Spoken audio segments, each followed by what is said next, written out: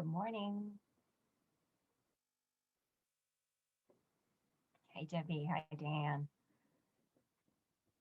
It is a couple minutes till 10 o'clock on this rainy Thursday here in New Jersey.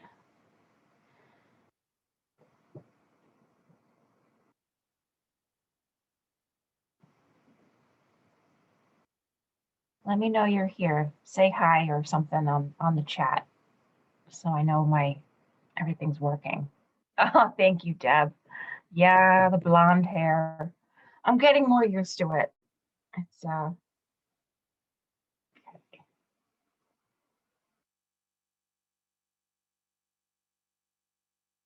more people signing on.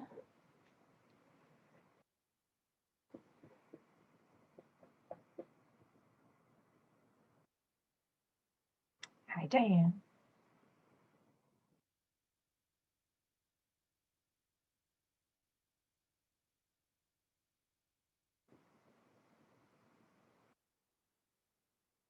We got Robin, we got Susan.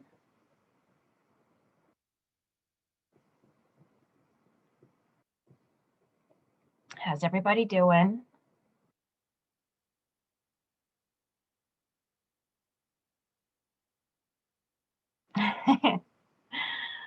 Well, hi Deb. Okay, so Debbie says I can't wait to learn from you today.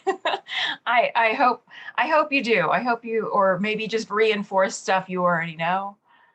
Um, Rosemary's here. Gonna give it a couple more minutes because you guys are always so on time to the point of early. Let's see.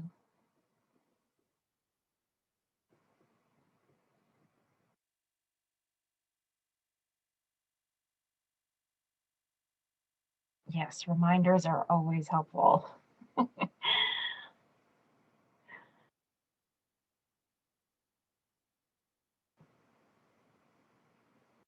Okay, it is officially 10 o'clock according to my computer.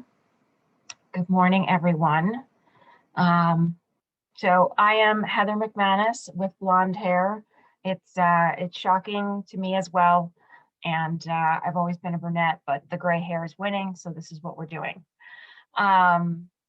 Welcome to the window coverings of New Jersey's meeting today, April 1st, April Fool's Day. But I'm not kidding with any of my slides today. So let's see. We have next month will be Elke Horn. She's going to present about bedding and pillow details. And I'm excited to be inspired by what Elke does for us because everyone in this group knows that she's very talented and she does great presentations. So that's next month. The 6th, May 6th is Elke Horn with bedding and pillow details. We are in the process of trying to find a president for the next 2 years. My term is up in December, and we currently don't have a president to take over. And if we don't have a president to take over, that means that this chapter will have to close and maybe, I don't know, get combined with the online chapter or something. But I know some of you have been presidents in the past and maybe willing to do it again. Some of you have reached out to say that you don't want it to close, but you also haven't said, okay, I'll do it. So we really need a president to take the chapter beyond, this year. So please volunteer, please email me.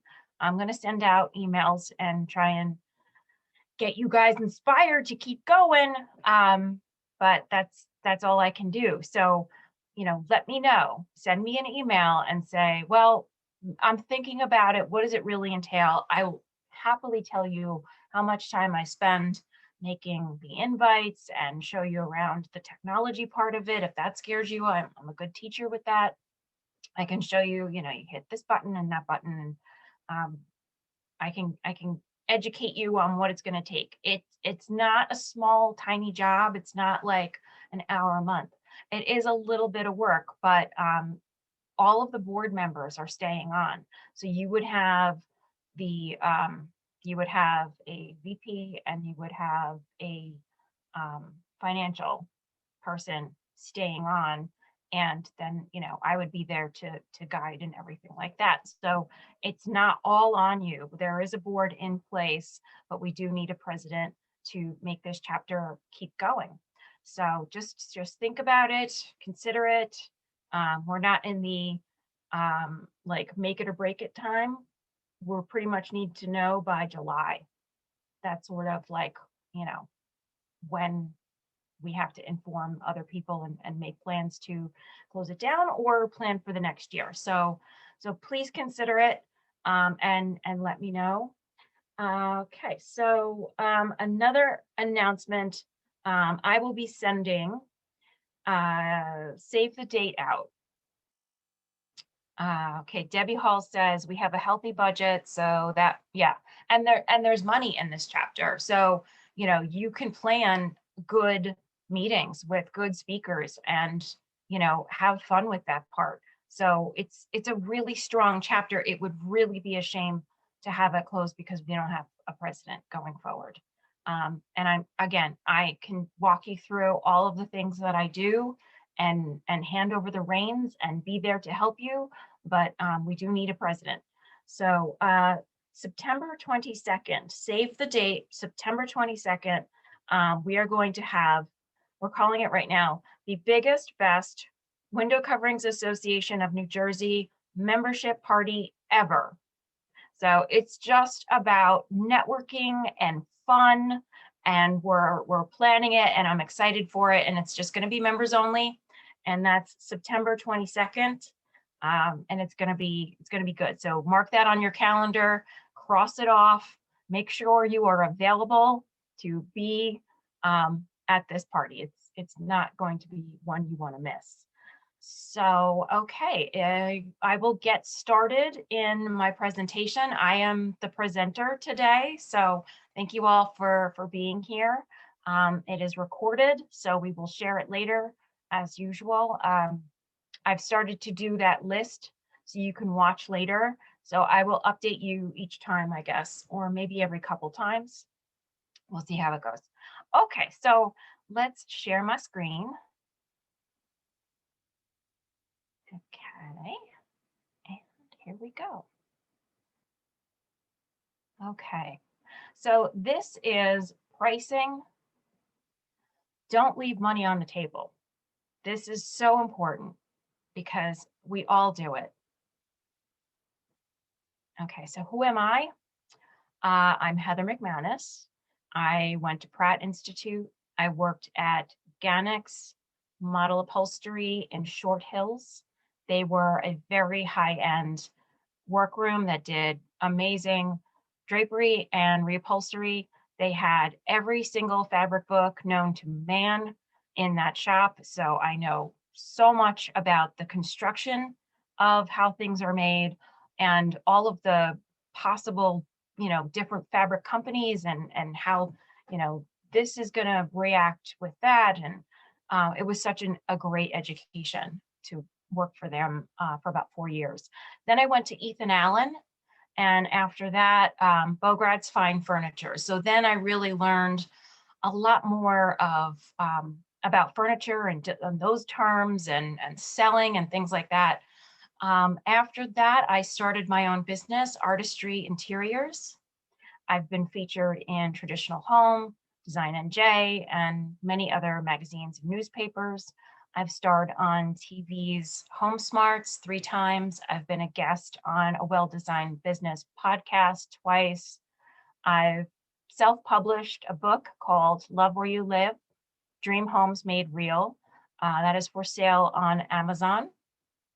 And I'm the founder of the Designers Collaborative. So all of this to just say, I know a couple things. I don't know everything, but I know a couple things. So I hope I can share some knowledge with you guys today that maybe you haven't known before, thought of, or perhaps just reinforce something that, we all need to be reminded of sometimes. So there are two key principles to pricing so that you're profitable. Number one is your mindset. This is how you think, your thinking. It's your why. Why are you doing this? What is motivating you? And number two is the practical. It's your actions and it's your how. And it's a lot easier, I think, most people would say, to get the practical down. But what can still hang you up, even when you have the practical, is your mindset. If you don't have these two in alignment, you're off. You will talk yourself out of doing the practical the correct way if your mindset's not there.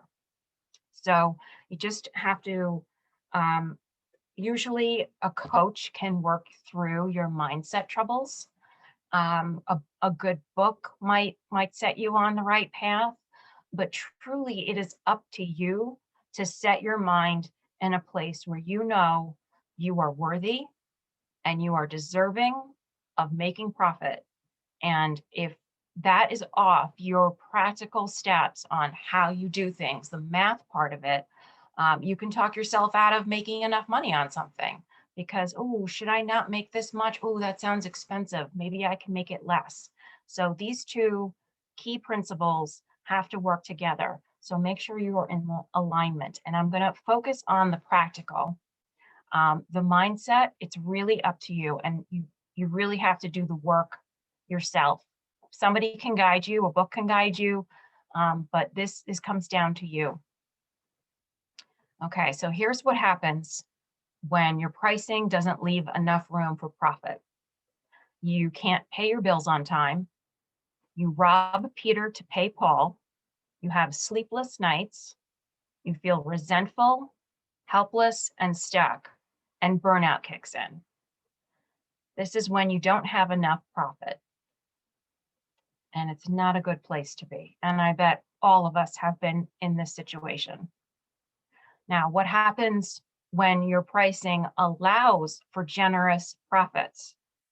You pay your bills and yourself consistently. I love that word, consistently, because there are times where we pay ourselves most of the time or some of the time. And we pat ourselves on the back for that. But really, you need to be paying your bills and yourself consistently. You invest in the growth of your business, like coaching, hiring help, and marketing. You feel grateful and inspired. You can pay for a real vacation, college educations, and new cars, etc. This feels amazing when you are able to have enough profit to maintain your business, grow it, pay yourself, go on vacation. Like, how amazing. So if you ever get stuck with that mindset of a negative mindset, go back to this and say, this is my why. These are the whys. This is why I'm doing this. And your whys can also be because, I want to bring beautiful things into the world. I want to help people live better in their homes. And all of that is important. So, go back to these kind of whys. Okay, so this one's a little silly, but sometimes it helps. So I now bestow upon all of you with my magic wand that you deserve to make a lot of profit on every job. It is in fact your job to be profitable. So if anyone had a little gremlin telling them they're not worthy, telling them, who do you think you are? I have now bestowed upon you the magical powers of profitability. Okay, so I'm going to start with window treatments. I'm also going to tell you about furniture. So this is math that has worked for me. And I see this question pop up in different Facebook groups every so often because designers get kind of stuck on, how do I price this? Because it's, there isn't necessarily a retail price, which is why custom window treatments are amazing, because your client can't go anywhere to get it. You're designing it for them. You are making a one-of-a-kind thing, and you deserve to get paid for that bit of design genius that only you have, and you really need to make a good amount of money on these. So here is the math breakdown that works for me. I double the cost of my labor. I double the hardware cost. I do a 20% off retail on fabrics and trims. I do this because I know clients have the mindset of designers get discounts. I want a discount. This is their, like, every client says this. You must get great pricing. I want that great pricing. So when I discount 20% off the retail on the fabric and the trim, they feel like, okay, I'm getting a good deal. And I'm not necessarily losing out because of the way that I purchase, and I'll go into that more detailed later. But the other part of this is I've been doing it this way forever. But more recently, the internet has come up with different websites where your client can go and purchase 20% off retail on their own. So I just beat them to the punch and give them that discount. And then I add the installation charge and tax, but I don't mark those up. I know some people that do mark up the installation, and I totally respect that. If that's what you do, don't stop doing it. Add some padding to it, add an hour of your time, because it does take, always longer than you think, because whatever reason, they can't find the stud, or, something about the installation that might take a few hours to accomplish. So personally, I have been just doubling the labor, doubling the hardware, 20% off the retail of fabric and trim, and then I leave whatever the install is, and the tax, of course. Death and taxes. We all have to pay them. Okay, so here is a real life example of a job. So we have the client invoice versus the cost of what I've paid, and that equals your profit. So this is how you're going to figure out how much money you're making on window treatments. So this is 2 flat Roman shades with cord trim at the top and an inset banding of solid fabric. The shades, we happen to do regular cotton lining on this instead of blackout. So we have listed here. So this is the style. Then we have our materials. So the main fabric, we chose a Sanderson Morse. This is the pattern. So her price, the client price, was $80 per yard, because I did give her 20% off of the retail. So my cost is in red here. It's the $50 per yard, and we're going to need 10 yards. So if you see here, the main fabric came out to $800, because we're taking the $80 and timesing it by 10 to come up with the 800. So here, contrast fabric, we have a Dora Lee and Toffee. So her price was $32 a yard.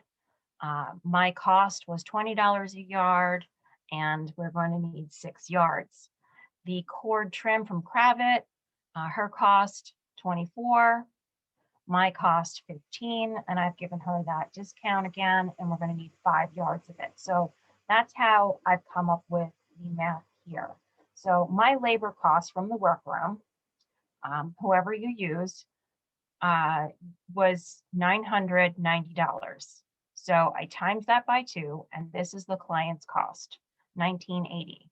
We have our main fabric, our contrast fabric, our cord trim, our installation, which I didn't mark up, to give us the grand total. Now, I didn't figure tax in here. Like I said, death and taxes, everyone has to deal with it. It's not part of your profit. It's something you have to give the government, so I don't really factor it in here.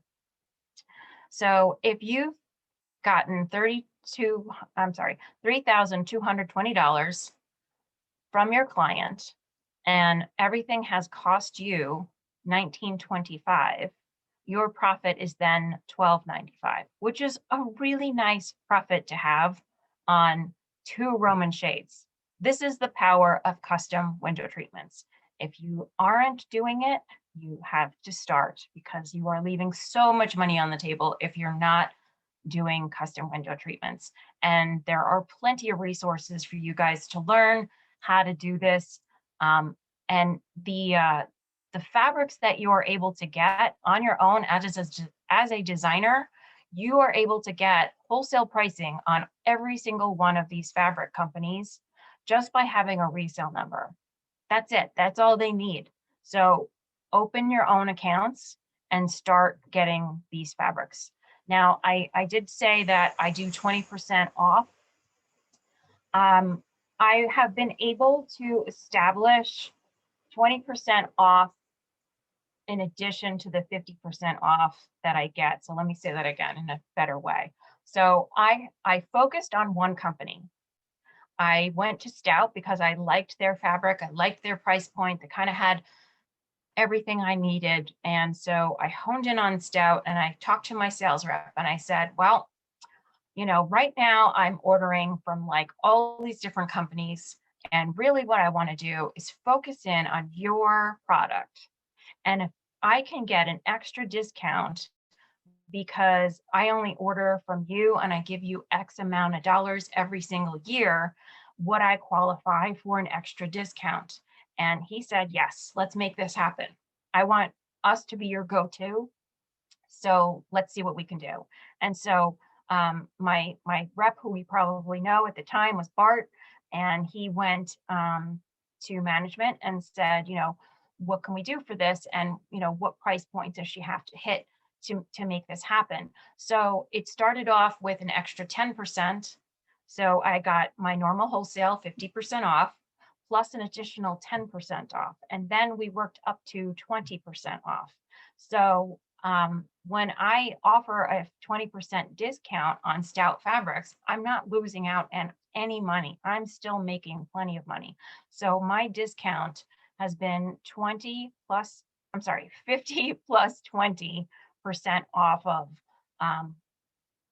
the retail cost on Stout fabrics, because I make sure that they are my first go-to, and I try my hardest to make sure that that is the one that I'm speccing for every job, because I need to make a certain amount of money every year or they're going to take my discount away.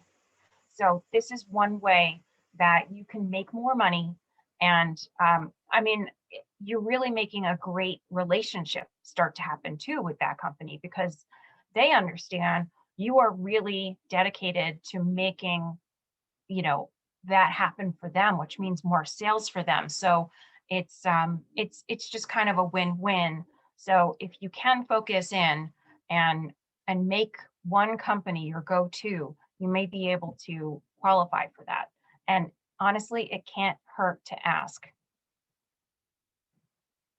Okay, so here is, and I hope I didn't go too fast on this one. If anyone has questions, I don't see any right now, but I will certainly be willing to answer anything at the end. Okay, so this is more complicated. Pricing furniture, rugs, and accessories. So, okay, here we go. The cheaper you can buy it for, the more profit you can make reselling it. So here are some examples. So retail, let's say the item is $5,000. And if you go to a store in your area and you walk in, they will give you, as a designer, 10% commission on whatever you sell. You can open your own designer account with that manufacturer directly. And there's also the internet. So the internet and designer trade pricing generally is about the same. So what your client can find it for on the internet is sometimes the same thing as a designer discount or to the trade. So, you know, what the internet is selling it for might be $3,500. It may also be what you can get it for, but it's about a 30% off for designer buying direct. And then wholesale is the next category.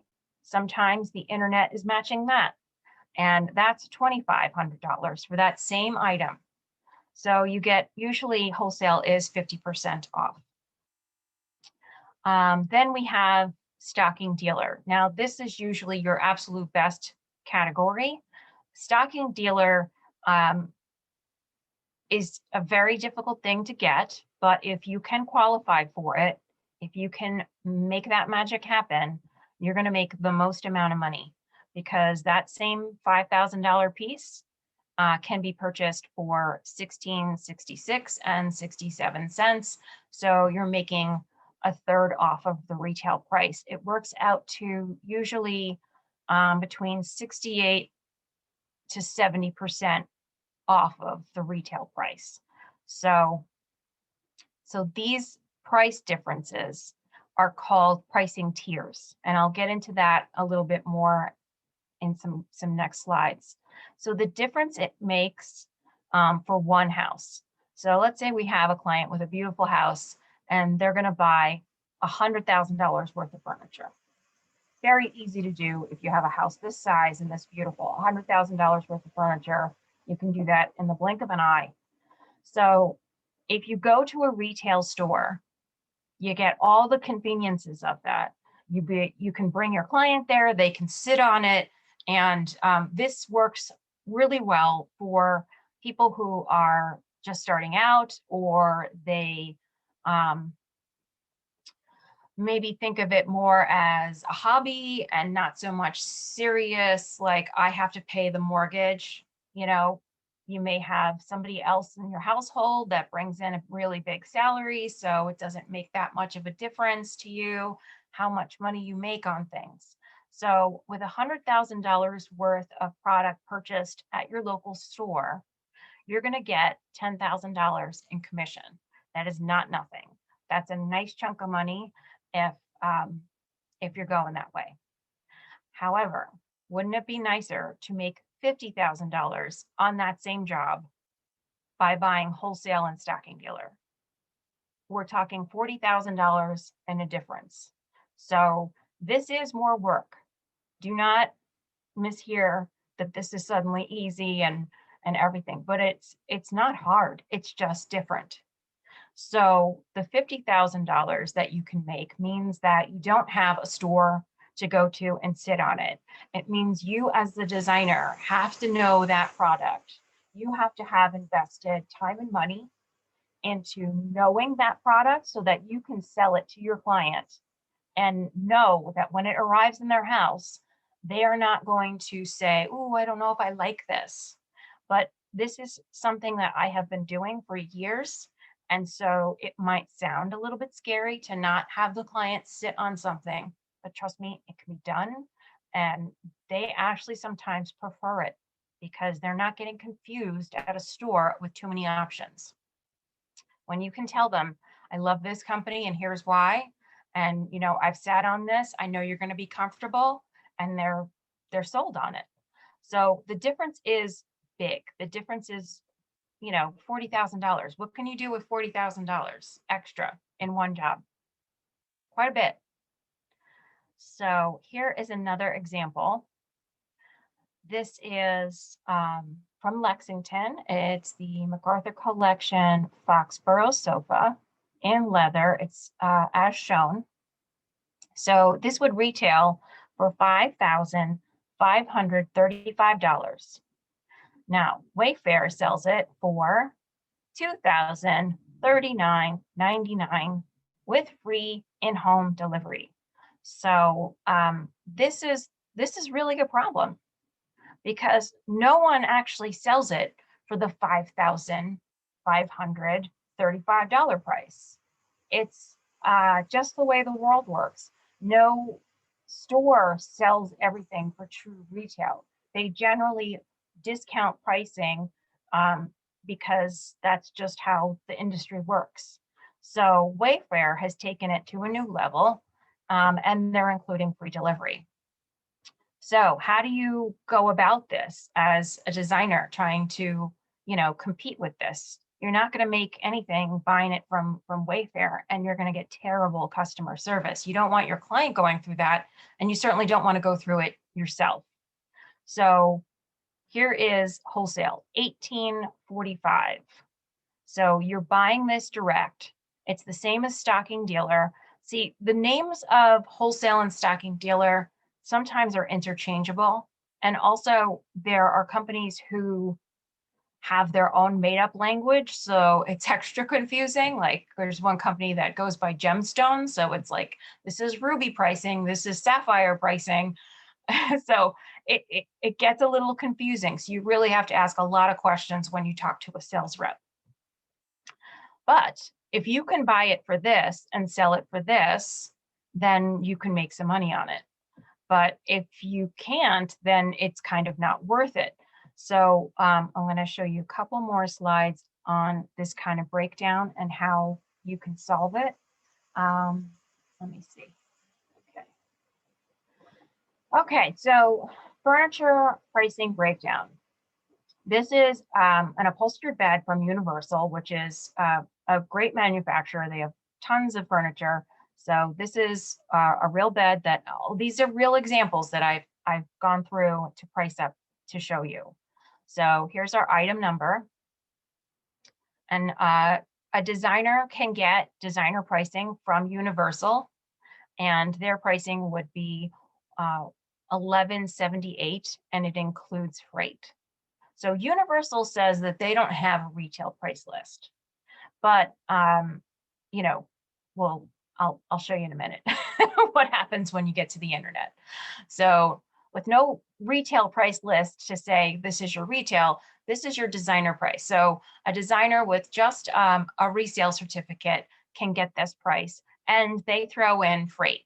They'll often do this, including freight for designer pricing, because they're not giving you very good pricing. So it's kind of the least they can do. But if you qualify for the stocking dealer price, now you've got to purchase, now you can purchase this same bed for $935. Now, freight and delivery are two different things. Your freight, which is included in this one, would be $55 to ship this to your warehouse. So you need a local warehouse. It sounds scary. It's not. It's really simple. I have a whole list of all of them across the country. So your delivery warehouse is going to receive this bed from the freight company. They inspect it and they white glove deliver it to your client's house. And I've priced it up at $133 because that is what I've paid in the past. So my cost buying at stocking dealer was was $935. Our freight is $55 and delivery is $133. So my total cost is $1,123. Now, I know that the internet exists, and so I have to go and do some homework. So what happens when we look up internet pricing? This is like for real. I did not make this up. This is a screenshot from the internet. So I type in the name of the bed, which any client can do on a cell phone. They don't even need to go to a computer anymore. And it's going to have all these different prices from all these different people. So you've got anywhere from 1840, 1580, 2272, and then 1885. So now you have to take this information and sort of make a judgment call. What do you think your client's going to say to these prices? You know, I honestly think this is a joke. Notice there's free shipping here. They're saying it's a special offer. So what happens when you actually click here? Do they add fees in? You know, if my client says to me, well, what about this one? Honestly, I'm going to say, take your chances. I've never heard of this company before. I have no idea what it's going to be like to deal with them. And I certainly don't want to hear from you when you tell me all of the issues that are happening. So what I do is I make a reasonable judgment on what I'm going to charge so that I still make good profit. So I took this price here, the 1885 price, as what I'm basing my price on. And I know that my total cost with delivery and everything is going to be $1,123. So if I'm charging $1,885 because I've looked it up online and said, okay, I can meet this price because this is what my cost is, then I subtract the two to get $762 as my profit. So that's still a nice profit margin. If you want to be, in this price range, you can do it, but you're gonna lose money.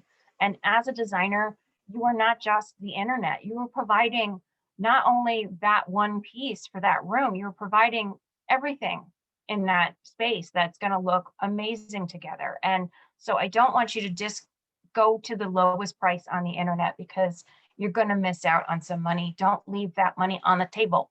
Take the money. You are worth so much more to pull all of this look together. And any good client knows that. They know what you provide, that you're not just, the internet where they can go and shop things and find these prices on their own. So that is how I have been doing this. Now, how do you qualify for this best price stocking dealer? So it's not easy. An opening order, so your very first order is your opening order with any manufacturer, with any vendor.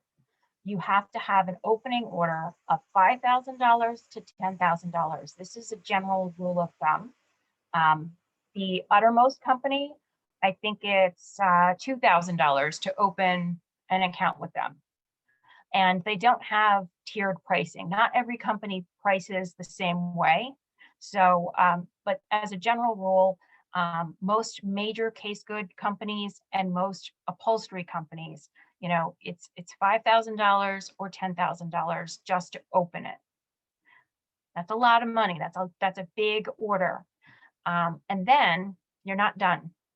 You still have to buy between $20,000 and $50,000 each year from just that one manufacturer.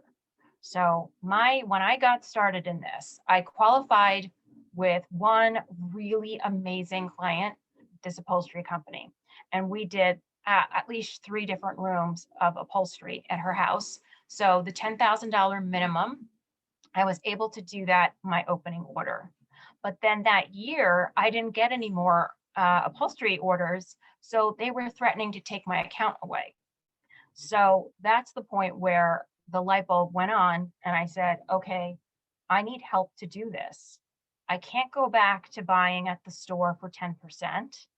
And I don't want to, make no money and do all the work with the internet out there. So how do I do this? So that's sort of the catalyst for the Designers Collaborative. So, you may be able to open that order, but you also have to keep it open with the $20,000 to $50,000 a year. And the different companies set it at different rates. If you want an account with Century, it's the $50,000 a year mark. So that's kind of hard to do. So how does a designer qualify for this? The answer is with difficulty. It's not impossible, but it is very difficult. And again, you got to hone in on that one vendor, like I do with Stout. I make sure that that's the one. So if, Fabric Cut or someone else's fabric kind of meets that need more, I have to weigh it, it's like, ugh. So creative freedom can get sacrificed here, or you join the Designers Collaborative. So let me tell you a little bit about that, and then I think I have questions. So give me 1 sec, and I will answer everything. So the Designers Collaborative is dedicated to the success of interior designers, decorators, and stagers. And I want to just say, because I know we have a lot of workrooms in here, if you ever had the need, I consider you industry partners. I think if you had that need where, oh, I want to offer this, I would welcome you. So you can gain access to hundreds of vendors at the best possible price point and connect with a vibrant community of designers who want to see you thrive. By working together and sharing accounts, we have the buying power to get the best possible pricing. You don't have to go it alone, so I invite you to join. We have a website called thedesignerscollaborative.com. There's tons of information, and I'm certainly here for you if you have any questions about it. And it just gives you the creative freedom to not necessarily always have to buy from one company.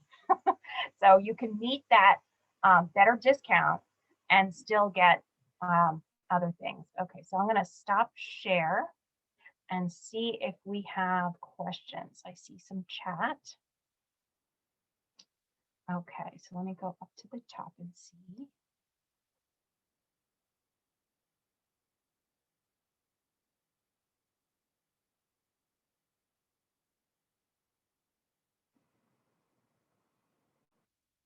Okay, so Pamela says, in my pricing example of invoice versus cost equals profit, didn't reflect your additional 20% and the fact that you made more.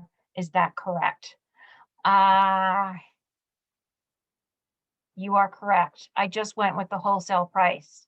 I didn't factor my extra 20% in there. So what I really made was a little bit more. You are completely correct. Full disclosure, I, I am learning disabled. I have dyslexia and other things. So math is certainly not my favorite. Yeah, so actually I did make more there. Thank you for pointing that out. Okay, so then Debbie Hall asks, is that a queen size bed? I believe it was. That universal example was a queen size bed. And you know, here's another thing about pricing. The bigger the ticket item in cost, the more money you're going to make. You're going to make less money on a lamp and some bookends. You're going to make a lot more money on the big sectional. A lot more money when it's a higher end company than a lower end company. So, you know, it just depends on the client's budget and how, you know, you're able to focus in on that. And I also have to say that not every single job that a designer does, you can say, oh, you should always buy wholesale. You should always go direct to the company. Sometimes that's not true. Sometimes you have the nervous Nilly client that is going to have to sit on it, in which case you go to the store and you buy it from them. And that gives you comfort and security, and it gives them comfort and security. And you know, sometimes it's a blend. You know, I still wind up going to Home Goods for the accessories every once in a while because you can't beat those prices. They're buying things that are discontinued and overstocked for $5. You're never going to get that same kind of thing. So it's a mixture. You're going to make more money on some of the things and less money on other things, but the window treatments, wow, I mean, that's where you really make some money, and they can't shop you. So that's amazing. Okay, so let me see. Okay, in addition to pricing, you explain how else you're compensated hourly. Okay, so this was more about product, but I'm certainly happy to tell you all about it. We've got time. So so the question is, how do I price hourly or flat rate? And this is a big debate, and everyone has their own way of doing things. I go with a flat rate. So for window treatments, if it's just a job where it's window treatments, not every designer is like, okay, I'll do that. Some designers are like, no, you do the whole house, or I'm not working with you. I will do just a window treatment. And so for that, I used to charge 600. I just raised it to 800 for my time. And I then credit them if they purchase, because we all probably have learned the hard way, getting burned by a client in the past, and then you adjust. So I no longer go to the house, measure, photograph, come up with the style, find the fabric, find the trim, do all of that work for no money, hoping to get that job. I say to them, I'm happy to do that for you. It's $800. I take that now. I give you, what the fabric is and the design. And I'm going to come up with a quote for you. We're going to talk about that beforehand, because you don't want to shock somebody with, oh, well, that's $2,000 and that's $7,000. So I have the conversation beforehand so that they're not thinking this is, you know, Bed Bath and Beyond style. So there's no shock factor. And also, if they're willing to pay $800 for you to come help them, they're more likely to be able to afford the $2,000, $7,000 window treatment. So that's one way that I handle just a window treatment. And then I have different flat fee packages based on how much design they need from me. So my consultation is just an hour and a half in their home, a half hour before on the phone, and one follow-up. This is the most important thing to know about the flat fee.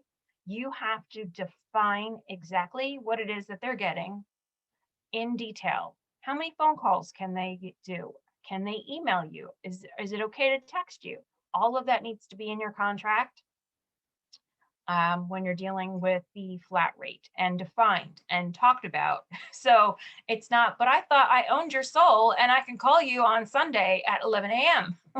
So it's all defined in the contract. And so, yes, so flat fee, the consultation, I think I'm charging, I changed my pricing recently. I went from, what was it? I was charging $150 an hour to $175 an hour, which made me adjust my flat fee cost. So I figure my flat fee cost by my hourly rate. So I worked with a coach, Terry Taylor, who, you know, kind of walked me through some steps that really helped, but, you know, you kind of have to do it yourself when you're figuring out, okay, so for my next package, after just a consultation, I do the plan for them and I present it in person, and then they take it from there and DIY it. So at that point, I'm telling them, you know, some local stores to shop at, you know, possibly an online source, something like that. I'm giving them paint color. I'm giving them all the ideas. I'm giving them floor plans. I'm giving them, you know, if you need a sofa, make sure it's you know, no less than 85 inches, but no more than 89 inches, because otherwise it won't fit. So I give them all the guidelines. That's my like DIY type package. And I based that coming up with my flat fee on how many hours it has taken me in the past. So if you're just starting out and you're trying to figure out what to charge, this is all foreign. You have no idea how long it's going to take you. So you kind of have to guess or do your first job as an hourly and make sure you're taking notes. There are different softwares and apps that will help you track it on your phone and stuff like that. I'm old school. I got my yellow pad of paper. I'm writing down what I'm doing, how long it's taking me, when I start it, when I end it. And, you know, you're getting distracted by a phone call and something else happens. So you sort of have to make your best judgment on what it actually took you sometimes to, you know, find that right fabric or whatever the task was. But once you have an idea and you've done a few jobs, you can say, I know that floor plans are going to take me an hour and a half.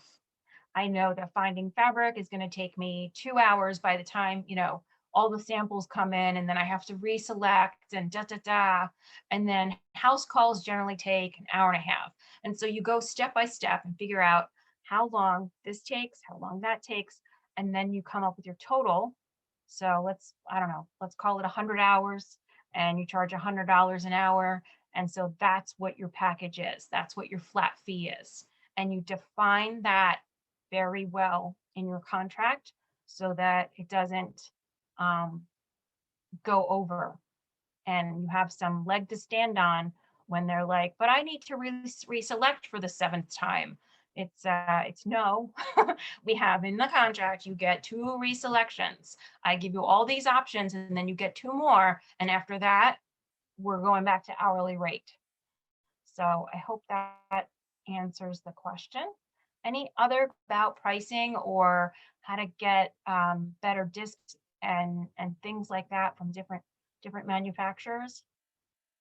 Was this helpful? Did anyone learn anything?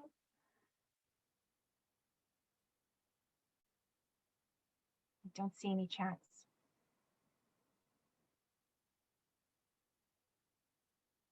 Well, I hope that this was helpful. I hope that this was empowering. And if you're here, let me say this, because I know there's a lot of workrooms on here who might not feel like this was that helpful. Even as a workroom, you are buying things. You are buying foam, you are buying lining, you're buying pins and other stuff. So if you focus on one company, maybe it's Rowley because they have all the things that you need, or someone else, make them your go-to and tell the sales rep who you deal with or the customer service person, you know, I want to make more money this year and I want a better discount from you. So if I can buy X amount of dollars from you this year, do you think you can get me a better discount? And I bet they will say, yes, let's see what we can do, because it can't hurt to ask. What are they going to say? No? So what? You can ask someone else, or you can say, all right, well, I can't make more money on that, but maybe I can do it somewhere else. And another thing I want to say is you do have to raise your prices, and it doesn't have to be, in a shocking way. When I've worked with some business coaches, they mean well, but they'll say, well, whatever your hourly rate is, just double it. And that didn't feel in alignment with me. So then all the mindset stuff starts to happen. So what I generally do now is I raise my rates every year, but by a small amount, not doubling it, not tripling it, because there's a certain realistic point where you're going to price yourself out. And what we do is really valuable, and I don't want to discount that, but no one's going to pay, $10,000 for a 2-hour consultation. So, you have to keep it realistic, but you do have to raise your prices, and you have to be in alignment with that and say, this feels good to me. I think that my level of experience warrants this. I think that what I bring to the table, the how happy they are at the end of the job, that I deserve this, and it feels good, it feels right. Okay, so Charlotte says, thank you for the discussion for workrooms, and we're being honest about how to raise our prices over time. Yeah, and give your designers plenty, as a workroom, give your designers plenty of time to say, I'm raising my prices. It's going into effect the first of the month next month, and it will be whatever it is, a percentage above what you're doing now, because we need you, and we need you to stay in business and be happy. We want to deal with happy workrooms, and we want the whole process to be smooth and easy. So it's hard, when you get resentful because you're in a negative place with your finances and your pricing, and you feel stuck, and then it's tough to move out of that. So the only way you're going to do that is by raising your prices and getting better pricing on certain things that you buy all the time. And you just have to look at what you're doing and see how you can do it maybe a little bit better, where you can save money.